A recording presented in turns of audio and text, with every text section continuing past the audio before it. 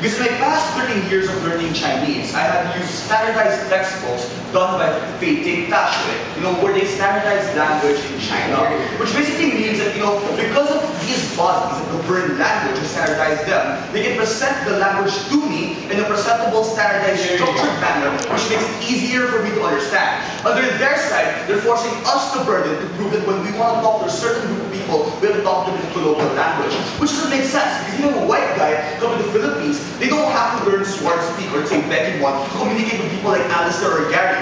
They will have to learn the basic structure or the most formal sense of Tagalog or maybe English so they can communicate with us. So we believe that the organic change for harness global communication won't fly in this debate. And I'm going to prove to you in my case on how the formal languages don't impose over colloquial languages. They have different views or different purposes and how we can facilitate worldwide closure. Anyway, the next idea is this. They're going to thank you. Under OO is that okay? We have Oxford, which facilitates the change of language in their own region, and hence it's imposing because it's not international, but rather just national. Now let's characterize, because we believe there are two kinds of Englishes, American English, Oxford English. When we talk about Oxford English, or let's say British English, you have Australia, Japan, or let's say New Zealand, and even Thailand to some extent, speaking this form of language, which means they still hold the international standard, because everyone now will see that this body is official standard for, let's say, this certain language. When you talk about American English, which Philippines, Canada, and US speaks, it's totally different now. So we tell you, it's not really imposing anything, because you have different models of English. It just so happens that the two subcultures of the English language are standardized and formalized. We tell you this makes sense. Another thing is this. They want organic English to happen.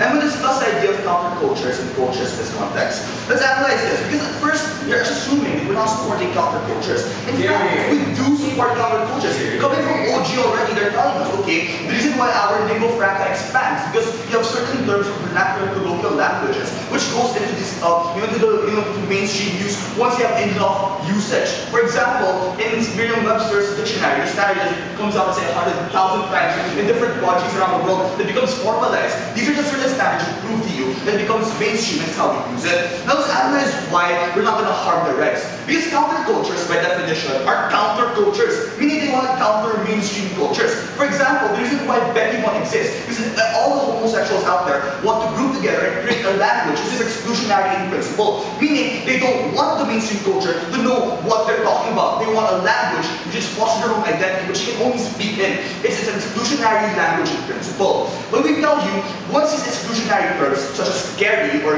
Gary bells, become mainstream and remain standing, we tell you we need a method for them to be standardized and co-opted into mainstream culture, which is what our side is trying to do, where we allow governing bodies to co-opt these words and make them official. Because we tell you, once counterculture words now being spread out to the mainstream community, it loses its identity as a Becky One language, but in fact becomes part of Tagalog. And we tell you, it's time for the language, this word, to be owned by a greater society where it will be standardized and formalized for people to use to change their terms. But yes, I see a point.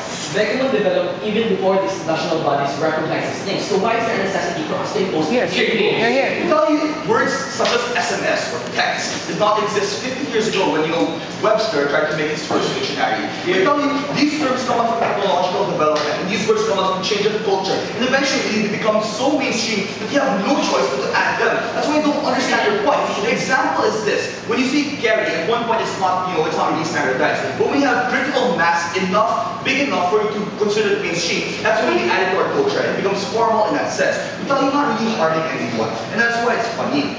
Now, when it comes to business or international communications, this is where my section comes in.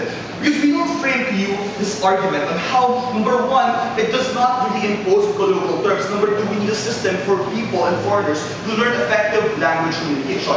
What's my first frame? My first frame is primarily the same thing as the opening of our argument. Language is dynamic. You use a term to say Google, which is now a formal term.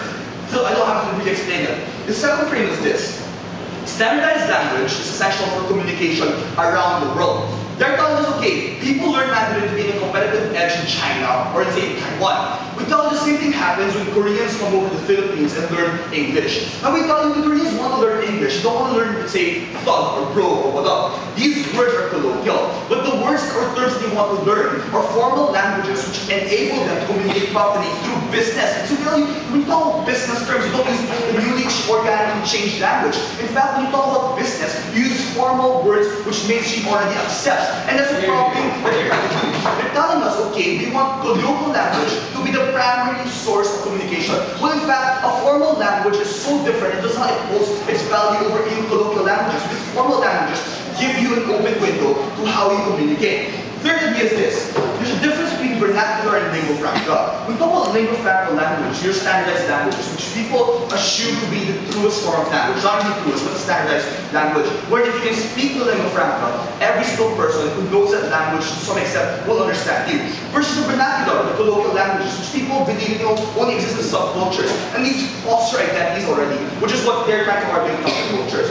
I'm going to prove to you in my analysis of why it's more important for you to learn the lingua franca, or why we need an advocate for them to learn it. Because we tell you, if you, under their side, remove their support, we sit down and thank you, for standardizing or governing bodies for you to be able to say learn a particular language, then the Filipino language will be just tossed around in the world. Because we tell you, we'll have words like Bekimon, Carry, Jejimon, Keps, Keller, and whatnot. And we tell you, it'll be too messy for anyone to understand it. Because when you try to learn a language, as much as possible, it has to be really structured. But when you have all these terms flying around without even a formal definition to define words for you, then learning these things will be a big mess, which is really hard. As much as possible, the global movement to integrate cultures with each other is trying to make learning efficient. And we tell you, when you try to standardize these languages, you officially optimize these different terms and different structures, where it's easier, more palatable for people to take it and communicate with other people. So we tell you, it has to be a phenomenon of culture. Because analyze culture, because in each different culture, societies around the world, you have different ways of development. For example, in China, they didn't have text before the United States. That's why right now they say, okay, I SMS you that, and such like that. Where they go off English words into the language. What is this? What am I trying to argue? I'm trying to say that sometimes you have different ideas, or different principles, or different experiences, only one culture experience. And as much as possible, we want different cultures to take the Chinese to experience SMS, or the Chinese to experience the Japanese mutation. Or we want these different terms to fly around in different communities. Because we tell you in a globalized society, everyone has to be co-opted into one culture. And we tell you we facilitate the optimization and transfer of ideas and knowledge to other people by making language easier and palatable for other people to learn. Because of that, we're proud to propose. Thank you.